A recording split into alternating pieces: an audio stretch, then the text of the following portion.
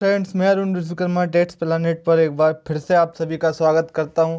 आज की क्लास में हम देखेंगे बाल विकास के कुछ नियम, जिन्हें हम सिद्धांत भी बोल सकते हैं। बाल विकास के क्या सिद्धांत है, विकास के क्या सिद्धांत है, विकास किन किन सिद्धांतों से होकर गुजरता है, क्या क्या कंडीशन है विकास के सिद्धांत की, और ये कैसे होता है एक बालक का विकास, उसके बारे में आज हम डिटेल चर्चा करने वाले हैं। इससे पहले हमने देखा था कि विकास और अभिवृद्धि में क्या अंतर है। अगर इससे पहले की क्लास अभी तक किसी ने नहीं देखी हो तो प्लीज़ चैनल के प्लेलिस्ट में जाकर देख सकते हैं, और जिसने अभी तक चैनल को सब्सक्राइब नहीं किया हो, जो चैनल से अभी अभी नए जुड़े हों, तो प्लीज़ चैनल को सब्सक्राइब करें। तो आज हम स्टार्ट करते हैं आज का हमारा नया टॉपिक, विकास के नियम। बाल विकास के सिद्धांत के बारे में हम देखेंगे। तो सबसे पहले हमारा जो सिद्धांत आता है वो होता है क्रमबद्धता का सिद्धांत। क्रमबद्धता के सिद्धांत में हम क्या देखेंगे कि बालक के जो गामक और भाषा संबंधी विकास एक निश्चित क्रम में होता है।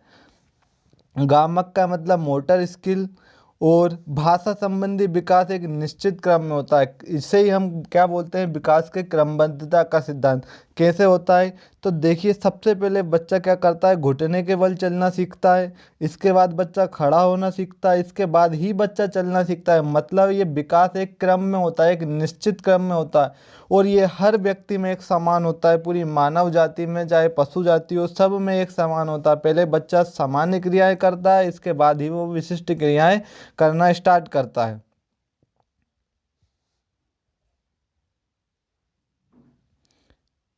इसके बाद हम देखते हैं कि दूध के दांत आते हैं बच्चे के, इसके बाद स्थायी दांत आते हैं। तो ये भी एक स्वाभाविक क्रिया है कि ये भी एक क्रम लिए हुए अपने आप में। पहले बच्चे के दूध के दांत आते हैं, इसके बाद स्थायी दांत आते हैं, सॉरी। और दूध के दांतों की संख्या भी पूछ ली जाती है कई बार एग्जाम में। तो दूध के दांतों की संख्या कितनी होती है, 20 होती है। इसके बाद कह सकते हैं तो सामने के दांत आते हैं, फिर बगल के दांत आते हैं। भाषाई विकास की बात करें तो भाषाई विकास भी एक निश्चित क्रम में होता है। कैसा है, बच्चा सबसे पहले तुतला के बोलता है, इसके बाद बच्चा स्पष्ट बोलना सीखता है। कोई भी बच्चा जब उसके भाषा का विकास हो रहा होता है तब बच्चा सीधा स्पष्ट तरीके से नहीं बोल सकता। जैसे हम भी हमारे आसपास के परिवेश में देखते हैं तो बच्चा सबसे पहले बहुत सरल शब्दों को, एक शब्द वाले वाक्यों को ही, या फिर एक शब्दों को ही बोल पाता है। जैसे माँ, पापा को भी वो पा पा करके ऐसे करके बोलता है। मतलब बच्चा पहले एक शब्द को ही स्पष्ट बोल पाता है, और एक से ज़्यादा शब्दों के युग्मों को वो ठीक तरीके से बोल नहीं पाता है। मतलब उसका जो विकास होता है एक निश्चित क्रमबद्ध में होता है, क्रमबद्धता लिए हुए।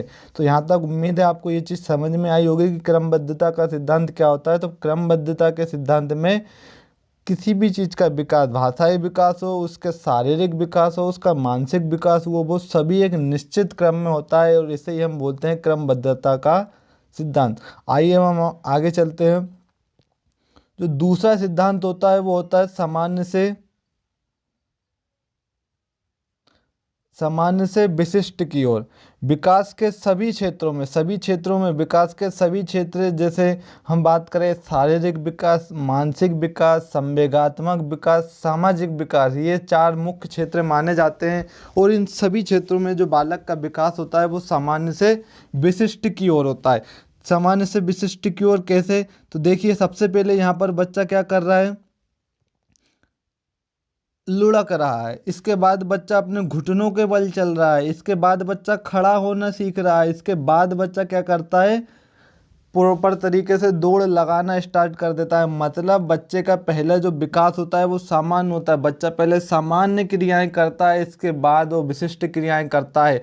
पहले बच्चा क्या करेगा, जैसे अगर किसी चीज़ को चाहिए तो बच्चा क्या करेगा, किसी चीज़ को मांगने के लिए पूरी तरीके से वो आगे आएगा। या फिर हम बोल सकते हैं बच्चा अगर किसी चीज़ को पकड़ने की कोशिश करेगा तो वो अपने हाथों के बल पकड़ने की कोशिश करेगा, लेकिन उसे ये नहीं मालूम कि किसी चीज़ को हम सिर्फ उंगलियों के सहारे भी पकड़ सकते हैं। लेकिन वो अपने पूरे हाथ की गतिविधियों को करेगा, पूरे हाथ को हिलाएगा। मतलब सबसे पहले वो बच्चा क्या करता है, सामान्य क्रियाएं करता है। सामान्य मतलब उसके पूरे हाथ को आगे लेकर जाना किसी चीज़ को पकड़ने के लिए, वो पूरे हाथ को हिलाना डुलाना। और इसके बाद उसकी विशिष्ट क्रियाएं चालू होती है, जैसे कि वो सिर्फ उंगलियों के सहारे ही किसी चीज़ को पकड़ सकता है। तो मतलब यहाँ पर सभी क्षेत्रों में बात करें तो वो एक पहले सामान्य क्रियाएं करता है, इसके बाद ही वो विशिष्ट क्रियाएं करता है।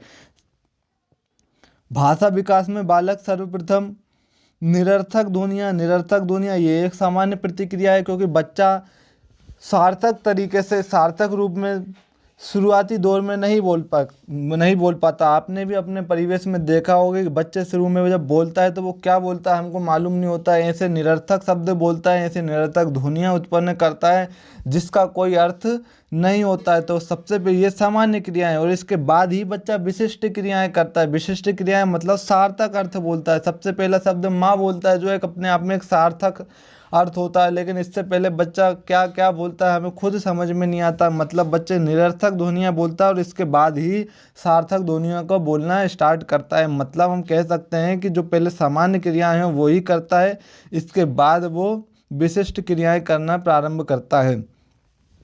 जैसे ही आपने यहाँ देखा होगा, फिर सामान्य शब्द बोलना सीखता है और फिर विशिष्ट शब्द बोलता है। नवजात शिशु के उत्तेजित होने पर वह संपूर्ण शरीर हिलाता है, फिर शिशु द्वारा संपूर्ण हाथ को हिलाना, फिर हाथ की विशिष्ट गति करना। जैसे मैंने पहले भी बताया कि बच्चा जब उत्तेजित होता है, क्रोध होता है, तो पूरे अपने शरीर को, हाथ पैर को पूरी तरीके से हिलाता है। इसके बाद पूरे हाथ पर कंट्रोल करना सीखता है, और हाथ पर कंट्रोल करने के बाद ही वो अपनी उंगलियों पर कंट्रोल करना सीखता है। मतलब वो पहले पूरी तरीके से सामान्य गति करता है और इसके बाद वो किसी विशिष्ट चीज़ में परफेक्शन लाता है। तो इसी को हम क्या बोलते हैं, विकास। मतलब सामान्य से विशिष्ट की ओर होता है। हरलोक महोदय क्या कहते हैं कि विकास की सब अवस्थाओं में बालक पहले सामान्य प्रतिक्रियाएं करता है और इसके बाद विशिष्ट प्रतिक्रियाएं। आप यहाँ पर देख भी सकते हैं कि बच्चा सबसे पहले लुढ़का हुआ होता है, इसके बाद वो घुटनों के बल चलना सीखता है, इसके बाद वो खड़ा होना सीखता है, फिर उसको प्रॉपर तरीके से अपने बैलेंस बनाकर चलना सीखता है। इसके बाद क्या करने लगता है, वो प्रॉपर तरीके से चलता है और इसके बाद फिर वो क्या करने लगता है, सहारे से चलना की ज़रूरत उसको होने लगती है। मतलब पहले बच्चा सामान्य प्रतिक्रियाएं करेगा और सामान्य प्रतिक्रियाएं करने के बाद ही बच्चा किसी विशिष्ट प्रतिक्रिया को करना सीखता है।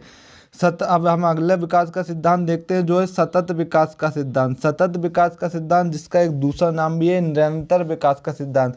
इसमें क्या होता है कि विकास एक ना रुकने वाली प्रक्रिया। हमने अभी देखा था पिछले लेक्चर में भी कि जो अभिवृद्धि होती है वो परिपक्वता के बाद समाप्त हो जाती है, लेकिन विकास जो होता है वो हमेशा एक चलता रहता है। कब तक चलता रहता है, तो विकास गर्भ से प्रारंभ होकर मृत्यु पर्यंत तक चलता रहता है।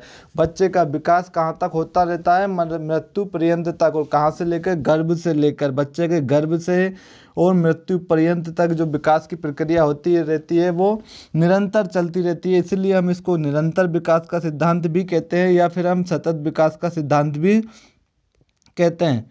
विकास की विभिन्न अवस्थाओं में पठार जैसी स्थिति हो तब भी विकास होता रहता है। हमने देखा होता है कि बच्चे के बाल्य अवस्था के बाद या किशोर अवस्था के बाद बच्चे की क्या हो जाती है, पठार जैसी स्थिति आ जाती है। पठार जैसी स्थिति का मतलब वहाँ पर अगर हम शारीरिक पक्ष को देख कर कहें तो ऐसा लगता है कि बच्चा अब बढ़ नहीं रहा है, बच्चे की अब ग्रोथ नहीं हो रही, लेकिन वहाँ तो उसकी पठार जैसी स्थिति आ गई। मतलब वो एक पठार की तरह हो गया, वहाँ पर उसकी ग्रोथ हमको दिख नहीं रही है। लेकिन रियलिटी क्या है कि बच्चे का विकास तब भी होता रहता है।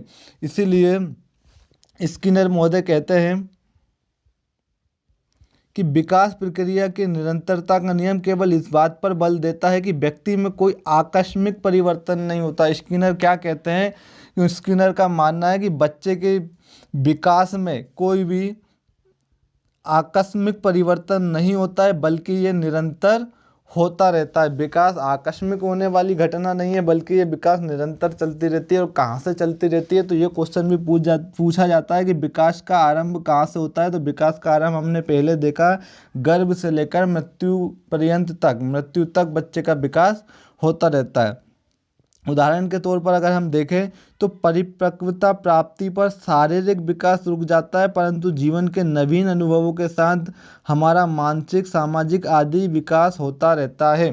परिपक्वता प्राप्ति पर हमने पिछले लेक्चर में भी देखा था कि शारीरिक विकास किशोर अवस्था के बाद बंद हो जाता है। मतलब बच्चे का शारीरिक विकास बंद हो जाता है। लेकिन अगर हम उसकी बात करें अदर क्षेत्र में, जैसे बात करें मानसिक विकास, सामाजिक विकास, संवेगात्मक विकास, भाषाई विकास, ये निरंतर चलता रहता है, ये कभी समाप्त नहीं होता है। बच्चे की भाषा में धीरे धीरे निरंतर उसकी उम्र के साथ साथ उसका विकास होता जाता है। बच्चा पहले सरल शब्दों को ही बोलता है, इसके बाद वो विशिष्ट शब्दों को बोलकर और उस पर अच्छे से नियंत्रण करना सीख जाता है। इसलिए हम कह सकते हैं कि बच्चे का जो विकास होता है वो निरंतर चलता रहता है, इसीलिए हम इसको सतत विकास का सिद्धांत भी कहते हैं। अब हम बात करते हैं अगले सिद्धांत पर, जो कि है विकास की गति में भिन्नता। हर बच्चे के विकास की गति में भिन्नता होती है। हर बच्चा, कोई ज़रूरी नहीं है कि दो समान उम्र के बच्चे एक जैसे ही वृद्धि कर रहे हो, एक जैसे ही परिपक्व हुए, ये बिल्कुल नहीं कहा जा सकता। अलग अलग अवस्थाओं में विकास की गति अलग अलग होती है।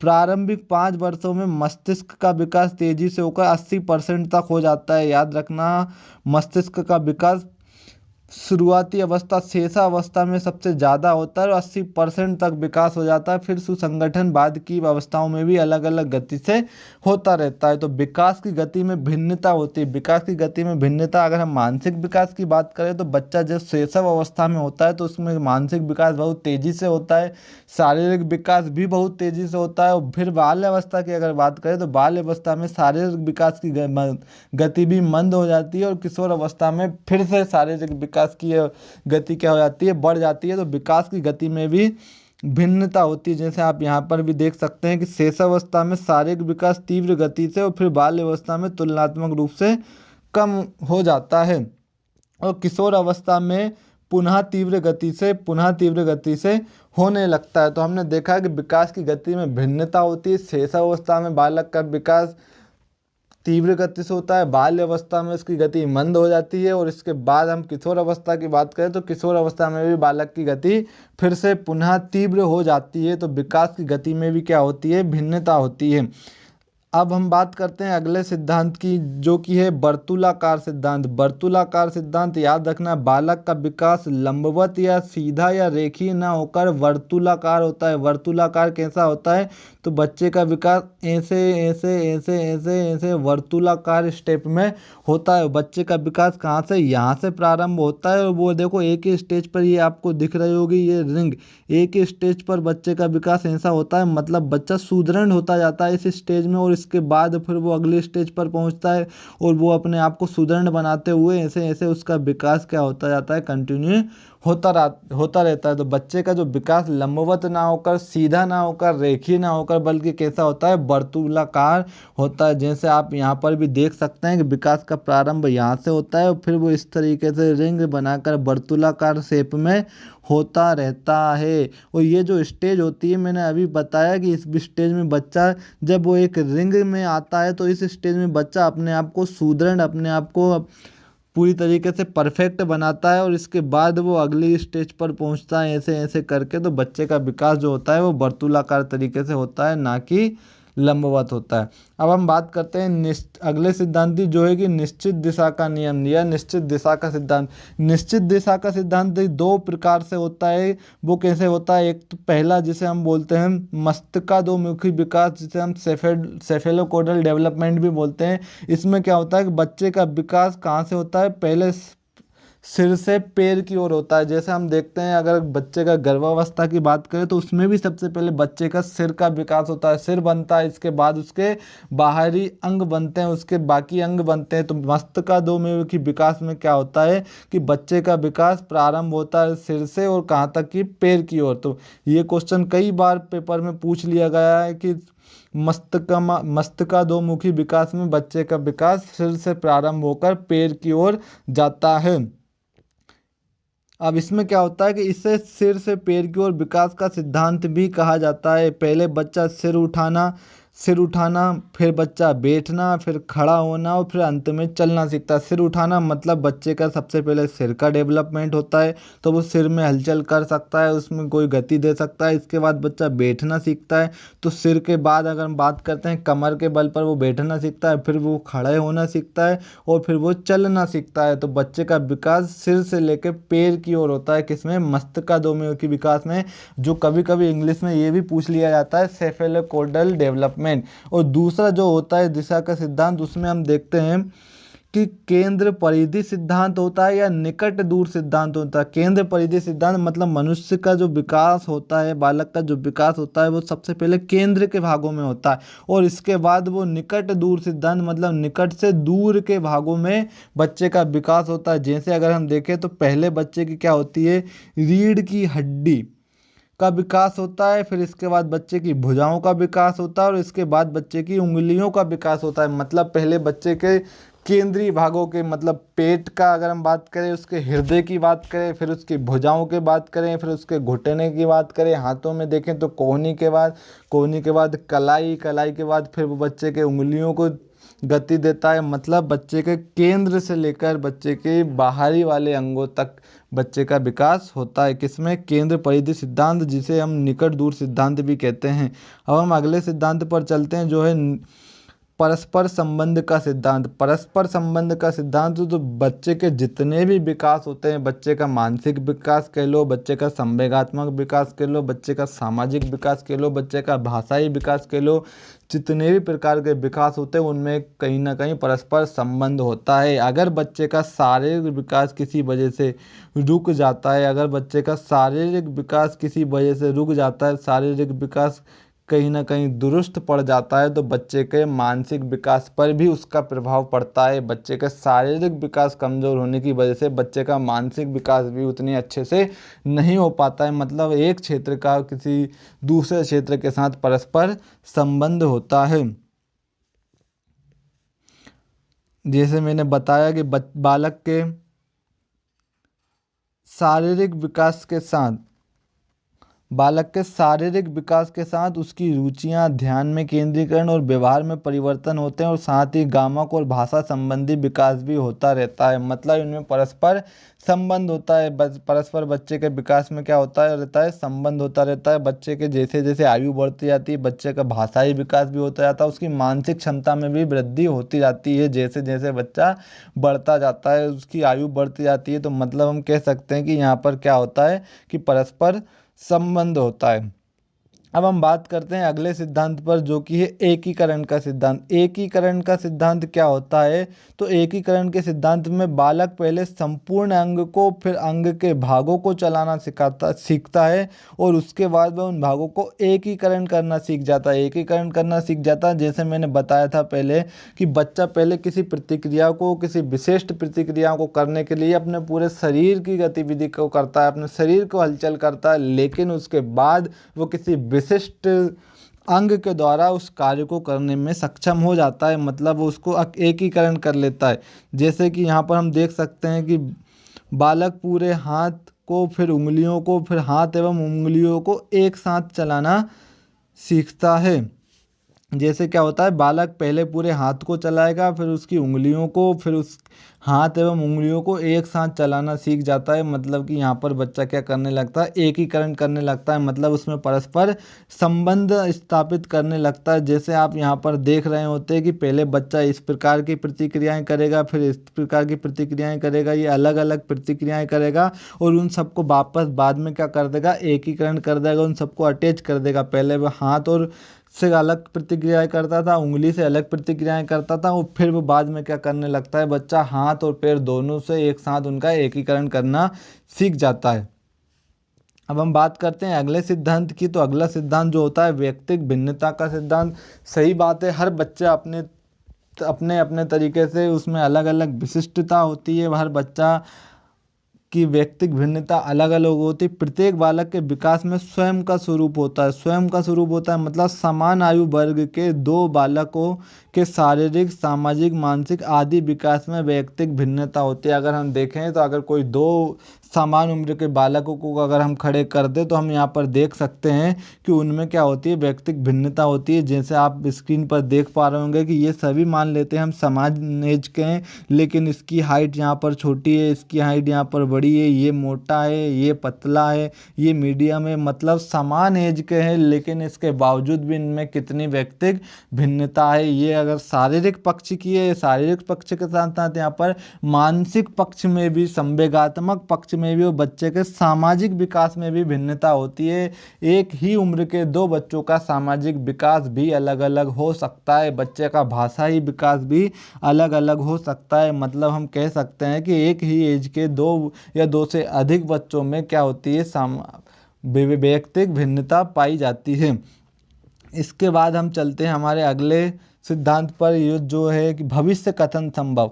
जी हाँ दोस्तों, अगर हम किसी बच्चे के, बालक के, उसकी प्रतिक्रियाएं को देखें, बचपन में वो किस प्रकार की गतिविधियां करते हैं, उसके इंटरेस्ट को देखकर हम उसके भविष्य के बारे में अंदाज़ा लगा सकते हैं कि बच्चे भविष्य में किन खेलों में इंटरेस्ट लेगा, किस प्रकार के क्षेत्र में बच्चा इंटरेस्ट लेगा। इस प्रकार हम कह सकते हैं कि बच्चे की भविष्यवाणी की जा सकती है। बालक की अपनी बुद्धि एवं विकास की गति को ध्यान में रखकर उसके आगे बढ़ने की दिशा एवं स्वरूप के बारे में भविष्यवाणी की जा सकती है। जैसे हम देखते हैं कि अगर कोई बच्चा शुरुआती दौर में बहुत धीरे गति से सीख रहा है तो हम कह सकते हैं कि बच्चा कहीं ना कहीं आगे भी उसकी गति मंद गति से सीखेगा। हो सकता है बच्चा मंद गति वाला हो, या फिर हम कह सकते हैं कि कोई बच्चा अगर खेल में इंटरेस्ट ले रहा है तो हो सकता है वो आगे जाके एक खिलाड़ी बने। मतलब कि हम कह सकते हैं कि बच्चे के जो गतिविधियां करता है उनमें उनको ध्यान में रखकर हम उसके भविष्य की कथन को कह सकते हैं कि बच्चा भविष्य में क्या करने की संभावनाएं जता सकता है। यहाँ पर आप एक बच्चे को देखिए, ये छोटा सा बच्चा है, ये किताब लेकर बैठा है। किताब लेकर बैठा है तो हम कह सकते हैं कि ये भाई साहब भी आइंस्टीन बन सकते हैं, ये भाई साहब भी अच्छे पढ़ लिख कर कुछ कर सकते हैं। और यहीं पर अगर हम देखें तो ये उसी एज का दूसरा बच्चा है, ये शुरू से ही दिख रहा है कि मोबाइल में इंटरेस्ट ले रहा है। मोबाइल में इंटरेस्ट ले रहा है तो हम देख सकते हैं कि ये टेक्नोलॉजी की दुनिया में हो सकता है कुछ नया कर जाए, और वहाँ पर बच्चा पढ़ लिख कर कुछ नया कर जाए।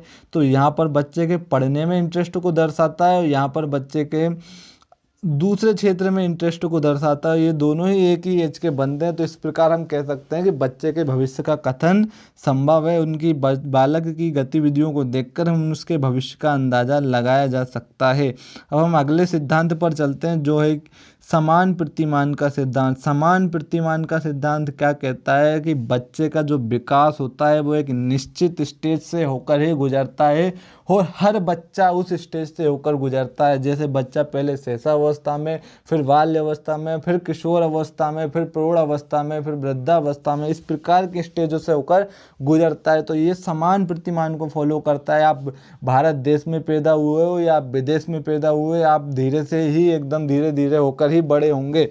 आप धीरे धीरे ही भाषा के विकास को सीखेंगे। आप ऐसा नहीं कि आप भारत में रहते हैं तो आप शैशवावस्था में बहुत अच्छा बोलने लगते हैं और दूसरे देश में रहते हैं तो आपका भाषाई विकास नहीं हो पाता। ये एक निश्चित प्रतिमान को फॉलो करता है।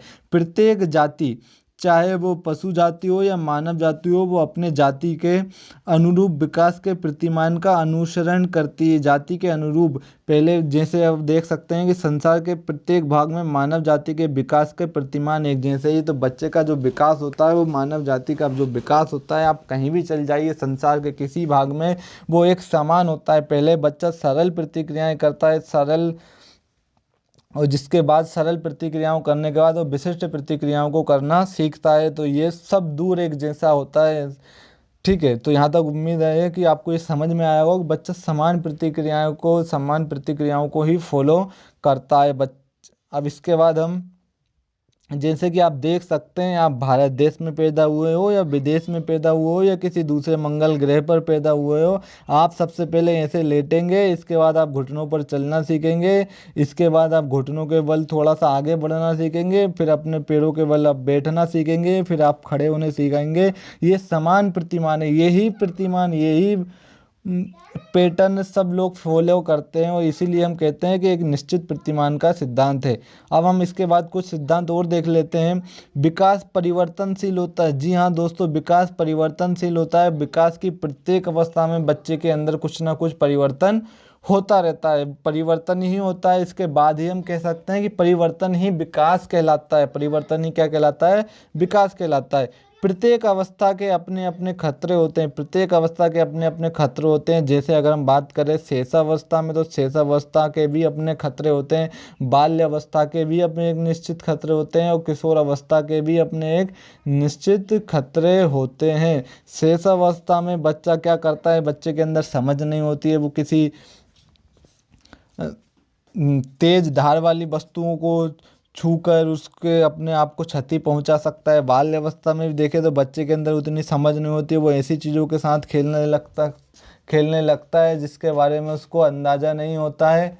और इसके बाद अगर हम बात करें तो किशोर अवस्था के भी अपने अपने खतरे होते हैं।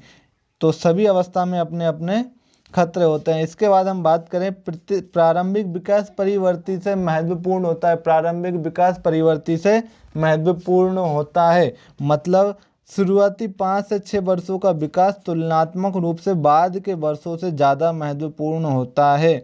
मतलब बच्चे का प्रारंभिक जो विकास हो रहा है वो बहुत ज़्यादा इम्पोर्टेंस रखता है। अगर बच्चे का प्रारंभिक विकास अगर अच्छे से हो पाया, बच्चे के शुरुआती दिनों में बच्चे का सामाजिक विकास, बच्चे का भाषाई विकास अगर आप करवाने में उसकी अच्छे से सपोर्ट कर पाए, तो जाहिर सी बात है कि बच्चे के बाद के वर्षों में भी क्या होगा, विकास अच्छे से होगा। लेकिन अगर बच्चे का शुरुआती विकास ही अच्छे से नहीं हो पाता है, तो बच्चे के बाद का विकास भी क्या हो जाता है, कहीं ना कहीं पिछड़ जाता है। इसलिए हम कह सकते हैं कि जो प्रारंभिक विकास होता है वो परिवर्ती विकास, मतलब बाद के विकास की अपेक्षा बहुत ज़्यादा महत्वपूर्ण होता है।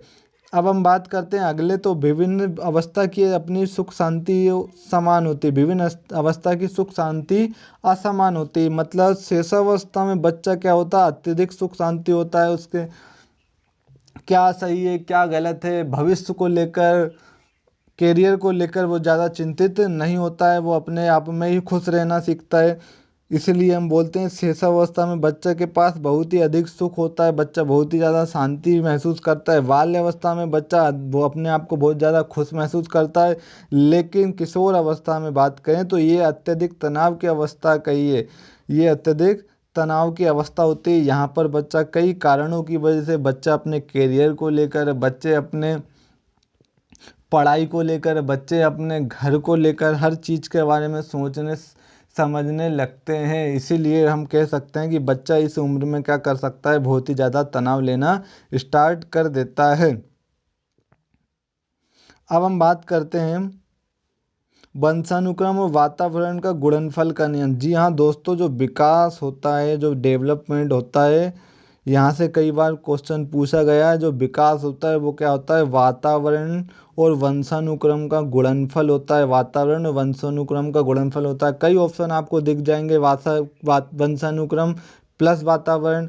दूसरा ऑप्शन मिल जाएगा आपको वंशानुक्रम डिवाइडेड बाय वातावरण। वंशानुक्रम और वातावरण दोनों एक साथ होना जरूरी है। तो एक चीज़ याद रखना, जो विकास होता है वो वंशानुक्रम और वातावरण का क्या होता है, गुणनफल होता है। यहाँ से सामने आपको दे दिया जाएगा डेवलपमेंट बराबर वंशानुक्रम इनटू वातावरण। ये दोनों ही अपने आप में बहुत ज़्यादा महत्वपूर्ण है, ये एक दूसरे के गुणनफल के बराबर है। मतलब बच्चे के वातावरण को ज़्यादा अवसर दोगे, बच्चे के वातावरणीय विकास को करने में आपको ज़्यादा अवसर देंगे तो उसका वंशानुक्रम विकास भी होगा। वंशानुक्रम विकास के ज़्यादा अवसर मिलेंगे तो बच्चे का वातावरणीय विकास भी हो पाएगा। मतलब डेवलपमेंट क्या है, अपने आप में वंशानुक्रम और वातावरण का गुणनफल होता है।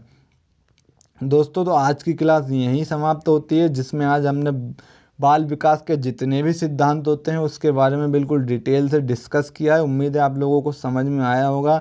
और यदि आप चैनल से नए जुड़े हैं तो चैनल को सब्सक्राइब कर लीजिए, ताकि हम ऐसे ही और ज़्यादा वीडियो आपके लिए ला सकें। और प्लीज़ अगर वीडियो अच्छी लगी हो तो लाइक करें और ज़्यादा से ज़्यादा लोगों के पास शेयर करें। और इससे पहले की वीडियो अगर देखना हो तो चैनल की प्लेलिस्ट में जाकर आप पहले की वीडियो देख सकते हैं। Thank you.